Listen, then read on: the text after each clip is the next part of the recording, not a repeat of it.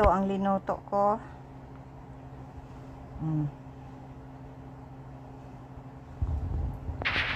Yan.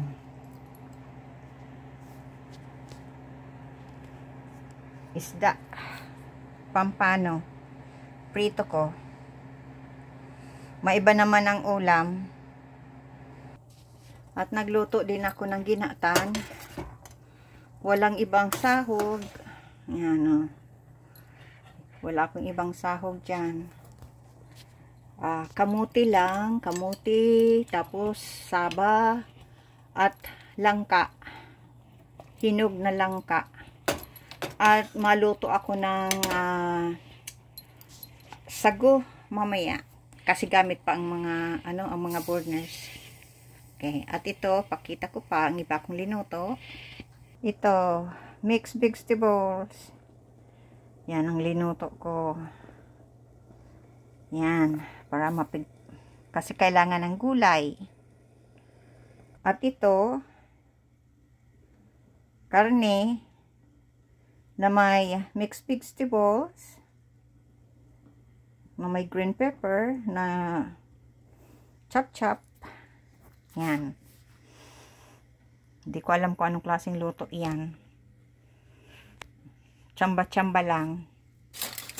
Tapos, ito naman, hindi ko isinama sa yung ulo sa pagprito. Kaya, ito ang linuto ko. Linagyan ko ng bawang sibuyas, gata at malunggay. Yan. Yan ang yan ang kakainin ko. Ayan. At asin, linagyan siyempre. Kaunti lang na asin kasi hindi masyado ako na na kain ng pagkain na maraming na sobrang asin. Okay. Yan guys ang linuto ko ngayon at meron pang kanin. Ito, kanin. Biryani rice. Yan. Galing sa ibang bansa ang anong ito. Ang kanin.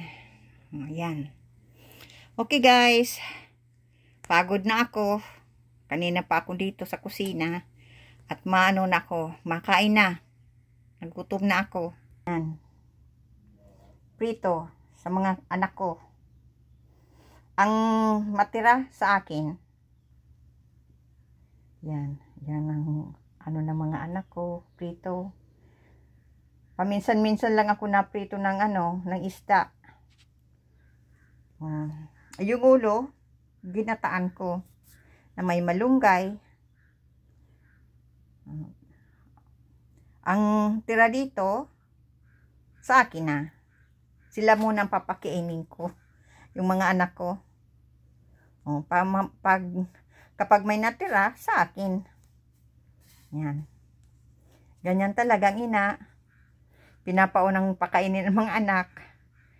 Okay guys, maraming salamat. God bless everyone.